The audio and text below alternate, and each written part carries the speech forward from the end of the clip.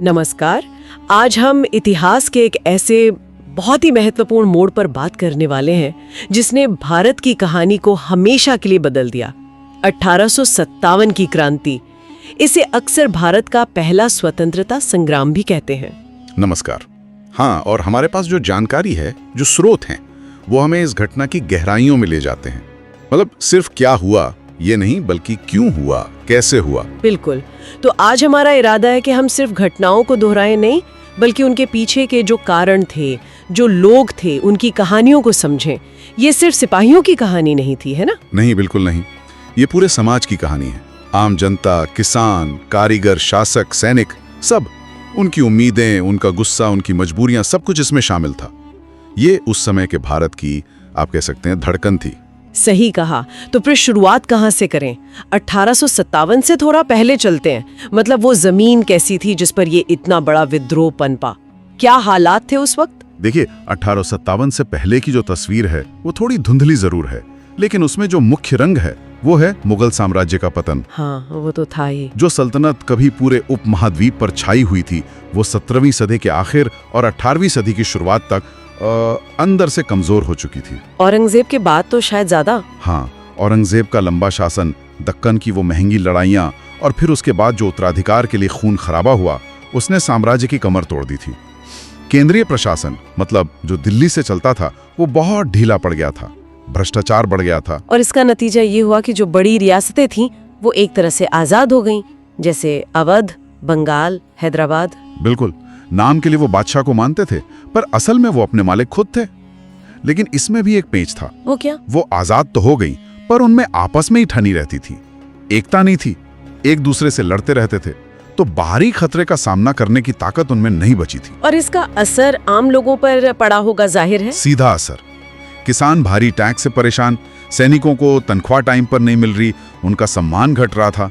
मतलब समाज में एक बेचैनी थी, एक अनिश्चितता थी, और यही माहौल था जिसने अंग्रेजों के लिए दरवाजा खोल दिया। हाँ, बिल्कुल। ईस्ट इंडिया कंपनी जो आई तो थी व्यापार करने, उसने इस राजनीतिक कमजोरी का, इस शून्य का पूरा फायदा उठाया। बड़ी चालाकी से। बहुत चालाकी से। वो रियासतों के झगड़ों में कूद पड़ते थे, एक का साथ दिया, दूसरे को हराया, फिर धीरे धीरे दोनों पर अपना कंट्रोल कर लिया। उनकी वो फूट डालो और राज करो की नीति कोई मजाक नहीं थी, वो उनकी कामयाबी का राज थी। तो सिर्फ फौज के दम पर नहीं, सिर्फ फौज नहीं, उनका संगठन देखिए। उनके पास पैसा था और उनकी जो प्लानिंग थी, जो कूटनीति थी, वो कहीं ज्यादा कारगर थी। लेकिन क्या ये सिर्फ राजनीतिक वजहें थीं? मुझे लगता है, और जो स्रोत बताते हैं कि आर्थिक शोषण शायद सबसे ज्यादा चुभ रहा था लोगों को। हाँ, आर्थिक पहलू तो शायद सबसे अहम था। अंग्रेजों की जो नीतियां थीं, वो सीधे सीधे भारत की जो पारंपरिक अर्थव्यवस्था थी उसे खत्म कर रही थी। जैसे किसानों पर लगान का बोझ, वो इतना ज्यादा था कि किसान उसे चुका ही नहीं पाते थे। फिर जमींदारी प्रथा आई, जिसमें जमींदार अंग्रेजों के लिए लगान वसूलते थे और वो किसानों का खून चूस लेते थे। कर्ज का जाल, जमीनें छिन जाना, ये आम बात हो गई थी। और भारत का जो मशहूर कपड़ा उद्योग था, उसे तो एक तरह से जानबूझकर तबाह किया गया। ब्रिटेन की मिलों में बनी सस्ती मशीन की चीजें, खासकर कपड़ा, उससे भारत के बाजार भर दिए गए। और भारतीय माल पर टैक्स लगा दिया। हाँ, भारतीय कपड़ों पर भारी टैक्स लगा दिया ताकि वो महंगे हो जाएं और बिके ही नहीं। नतीजा, लाखों बुनकर, कारीगर बेरोजगार हो गए। सोचिए, जो देश दुनिया को कपड़ा पहनाता था, वो अब ब्रिटेन से कपड़ा मंगाने लगा। ये तो बहुत बड़ी चोट थी। मतलब लोगों की रोजी रोटी पर सीधा हमला। बिल्कुल। सिर्फ आर्थिक नुकसान नहीं, ये लोगों के आत्मसम्मान पर भी चोट थी। गरीबी, भूखमरी, ये सब बढ़ रहा था। गुस्सा तो उबलना ही था। तो गरीबी और लाचारी। लेकिन क्या ये सिर्फ पेट का सवाल था, या लोगों को अपनी संस्कृति, अपने धर्म पर भी खतरा महसूस हो रहा था? नहीं, बात सिर्फ पेट की नहीं थी। अंग्रेज जैसे जैसे ताकतवर होते गए, उनका आत्मविश्वास बढ़ा और वो भारतीय समाज और धर्म में भी दखल देने लगे। जैसे सती प्रथा पर रोक। हाँ, अब देखिए, ये कदम आज हमें समाज सुधार के लगते हैं, और थे भी, लेकिन उस वक्त बहुत से भारतीयों को लगा कि ये अंग्रेज हमारे रीति रिवाजों में, हमारी परंपराओं में दखल दे रहे हैं। उन्हें ये अपनी पहचान पर हमला लगा। और धर्म के मामले में ईसाई मिशनरियों वाली बात भी आती है। हाँ, ईसाई मिशनरियों को खुली छूट मिल गई थी धर्म प्रचार की। स्कूलों में बाइबल पढ़ाई जाने लगी। मंदिरों और मस्जिदों की जमीनों पर भी टैक्स लगा दिया गया। तो हिंदुओं और मुसलमानों दोनों में ये डर फैल गया कि अंग्रेज हमें ईसाई बनाना चाहते हैं, हमारा धर्म भ्रष्ट करना चाहते हैं। तो मतलब आर्थिक तंगी, राजनीतिक बेबसी और ऊपर से ये धर्म और संस्कृति पर खतरे का डर। हाँ, ये सब मिलकर एक बहुत ही विस्फोटक मिक्सचर तैयार हो गया था। माहौल बिल्कुल तैयार था, बस एक चिंगारी की देर थी। और वो चिंगारी 10 मई 1857 मेरठ। लेकिन ये एकदम से कैसे भड़का? वो इनफील्ड राइफल वाले कारतूसों की कहानी क्या है? हाँ, वो कारतूस ही तात्कालिक कारण बने। दरअसल एक नई राइफल आई थी, एनफील्ड P53। उसमें जो कारतूस लगता था उसे बंदूक में डालने से पहले दांतों से काटना पड़ता था। अच्छा। और अफवाह ये फैली, या शायद सच भी हो, कि उन कारतूसों के ऊपर जो चिकनाई लगी है वो गाय और सुअर की चर्बी है। ओहो, ये तो सीधे धर्म पर चोट थी। बिल्कुल। गाय हिंदुओं के लिए पवित्र, सुअर मुसलमानों के लिए हराम। तो दोनों ही भड़क गए। ये खबर आग की तरह फैली। सिपाहियों में पहले से ही बहुत गुस्सा था। कम तनख्वाह, प्रमोशन में भेदभाव, अंग्रेज अफसरों का बुरा बर्ताव। इस चर्बी वाले कारतूस की खबर ने उस दबे हुए गुस्से को जैसे बाहर निकाल दिया। तो फिर मेरठ में क्या हुआ? मेरठ में सिपाहियों ने उन कारतूसों को इस्तेमाल करने से साफ मना कर दिया। जब उन पे जोर डाला गया, कुछ को सजा भी दी गई, तो बाकी सिपाही भड़क उठे। 10 मई को उन्होंने बगावत कर दी, अपने अंग्रेज अफसरों को मारा, जेल तोड़कर अपने साथियों को छुड़ाया और फिर दिल्ली की तरफ चल पड़े। ये कोई प्लान नहीं था, बस अचानक हुआ। ज्यादातर स्रोत यही मानते हैं कि यह अचानक हुआ विस्फोट था। सालों का दबावा गुस्सा फूटा था, कोई पहले से बनी योजना नहीं थी। लेकिन मेरठ से कुछ हफ्ते पहले बंगाल में मंगल पांडे का नाम भी आता है। उनका क्या रोल था इसमें? हाँ, मंगल पांडे, वो 34वीं बंगाल नेटिव इन्फेंट्री के सिपाही थे, बैरकपुर छावनी में। उन्होंने मेरठ से करीब 1.5 महीने पहले 29 मार्च को ही इन कारतूसों के खिलाफ आवाज उठाई थी और अपने अंग्रेज अफसरों पर हमला कर दिया था। तो वो पहले थे? हाँ, एक तरह से वो पहले शहीद थे इस चिंगारी के। उन्हें पकड़ लिया गया और 8 अप्रैल 1857 को फांसी दे दी गई। उनकी फांसी का क्या असर हुआ? उनकी शहादत बेकार नहीं गई। सिपाहियों में डर नहीं बैठा, बल्कि गुस्सा और बढ़ गया। वो एक प्रतीक बन गए कि कोई है जो अन्याय के खिलाफ खड़ा हुआ। उनकी कहानी ने मेरठ और दूसरी छावनियों में सिपाहियों को हिम्मत दी। और फिर मेरठ वाले सिपाही दिल्ली पहुंचे। दिल्ली क्यों? और वहां तो मुगल बादशाह बहादुर शाह जफर थे, जो नाम के ही बादशाह थे। हाँ, जफर बूढ़े थे, शक्तिहीन थे, अंग्रेजों के पेंशन पर जी रहे थे, लेकिन वो फिर भी मुगल सल्तनत के प्रतीक थे, हिंदुस्तान के बादशाह के प्रतीक। तो सिपाहियों ने उन्हें अपना नेता मान लिया? मतलब वो सीधे लाल किले पहुंचे, उस पर कब्जा किया और बहादुर शाह जफर को मना लिया कि वो विद्रोह का नेतृत्व करें। उन्हें शहंशाह हिंदुस्तान घोषित कर दिया। ये बड़ा दिलचस्प मोड़ था, एक कमजोर बादशाह को नेता बनाना। इसका क्या मतलब था? ये प्रतीकात्मक रूप से बहुत महत्वपूर्ण था। जफर के नाम से विद्रोह को एक चेहरा मिला, एक पहचान मिली। अलग अलग जगहों पर जो सैनिक या लोग उठ खड़े हो रहे थे, उन्हें लगा कि हाँ, कोई है दिल्ली में जो हमारा नेतृत्व कर रहा है। मतलब विद्रोह को एक राजनीतिक रंग मिल गया। बिल्कुल। दिल्ली पर कब्जा और बादशाह की बहाली, इसने पूरे उत्तर भारत में ये संदेश भेजा कि अंग्रेजी राज खत्म हो सकता है। ये सिर्फ सिपाहियों की बगावत नहीं रही, ये एक राजनीतिक चुनौती बन गई। दिल्ली तो ठीक है, पर ये आग तो फिर बहुत तेजी से फैली। झांसी, कानपुर, लखनऊ, अवध, इन जगहों की कहानियां तो आज भी हम सुनते हैं। झांसी मतलब रानी लक्ष्मीबाई। रानी लक्ष्मीबाई 1857 के शायद सबसे जानी मानी योद्धा। अंग्रेजों की वो जो हड़प नीति थी ना, हाँ, डॉक्ट्रिन ऑफ लैप्स। हाँ, जिसके तहत अगर राजा का अपना बेटा नहीं है तो उसका राज अंग्रेज ले लेंगे। झांसी पर भी यही लागू किया। रानी ने गोद लिए बेटे को वारिस मानने से इनकार कर दिया अंग्रेजों ने। और रानी ने हथियार उठा लिए? बिल्कुल। जब अंग्रेजों ने झांसी पर हमला किया तो रानी ने खुद मोर्चा संभाला। मर्दों के कपड़े पहनकर, घोड़े पर सवार होकर, तलवार लेकर वो मैदान में उतरी। उनका युद्ध कौशल, उनकी हिम्मत कमाल की थी। उन्होंने तो सारी धारणाएं तोड़ दी कि औरतें लड़ नहीं सकती। सही कहा। और कानपुर में थे नाना साहब। हाँ, पेशवा बाजीराव द्वितीय के दत्तक पुत्र। अंग्रेजों ने उन्हें पेशवा मानने से मना कर दिया था और उनकी पेंशन भी बंद कर दी थी। ये उनका बहुत बड़ा अपमान था।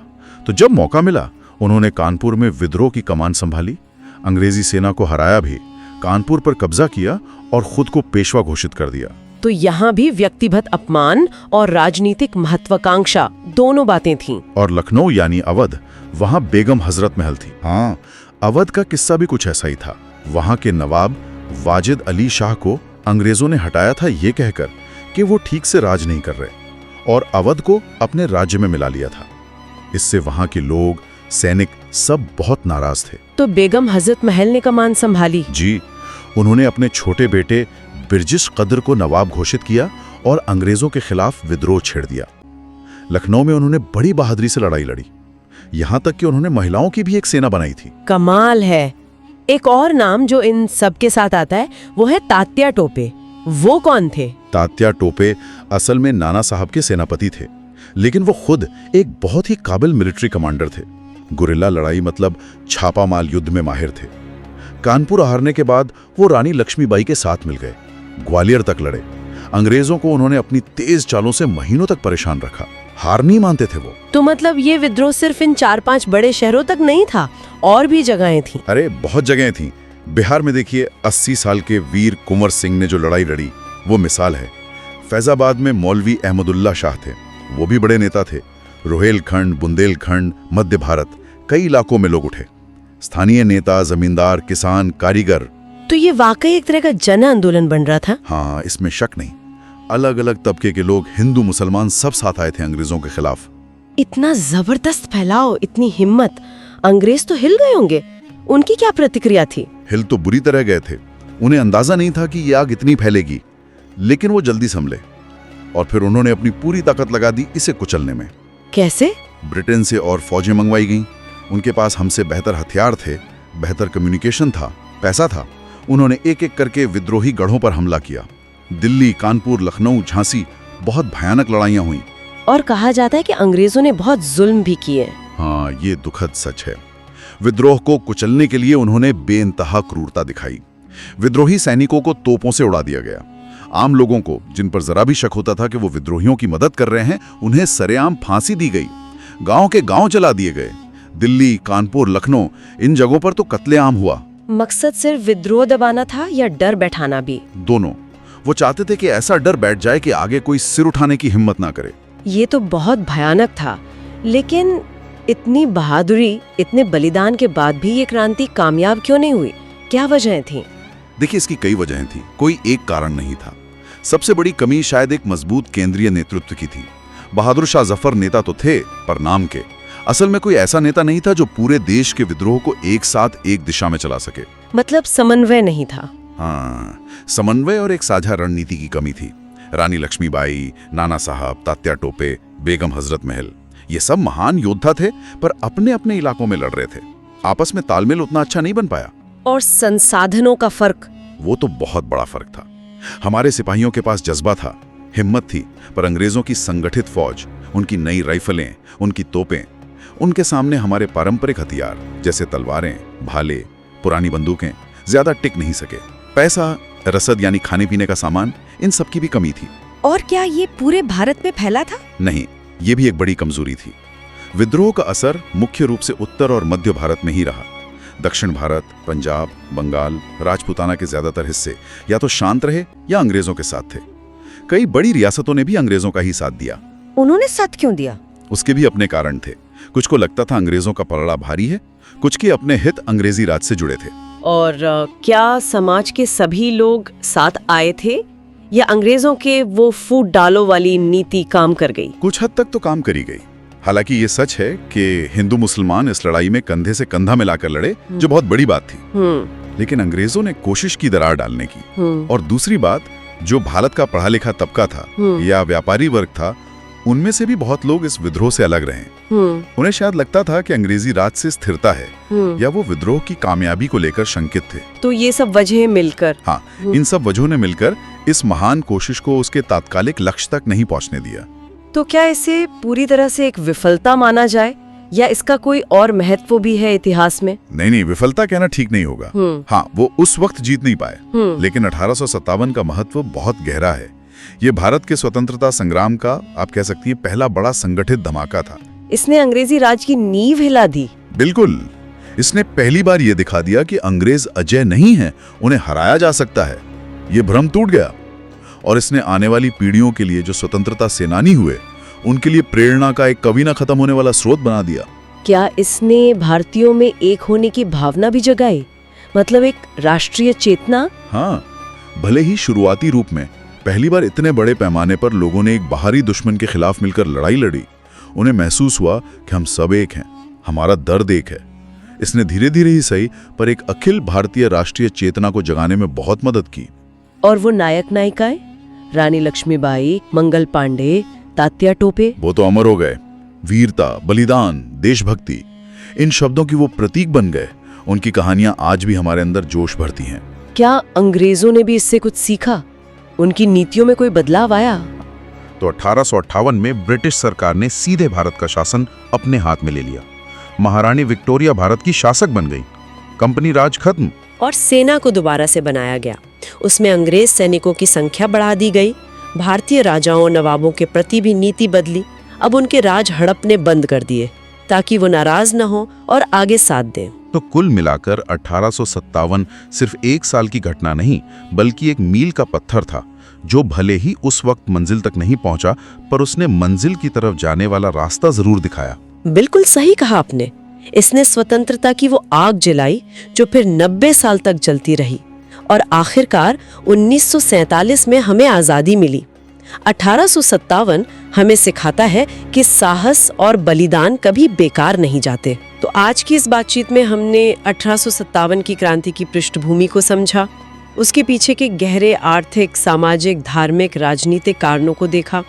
मेरठ में चिंगारी कैसे भड़की, दिल्ली कैसे केंद्र बनी और फिर झांसी, कानपुर, अवध में ये आग कैसे फैली। रानी लक्ष्मीबाई, नाना साहब, बेगम हजरत महल, तात्या टोपे जैसे नायकों के योगदान को याद किया। हाँ, और हमने ये भी देखा कि अंग्रेजों ने कैसे इसका जवाब दिया, कितनी क्रूरता से इसे दबाया और आखिरकार ये क्यों सफल नहीं हो सका।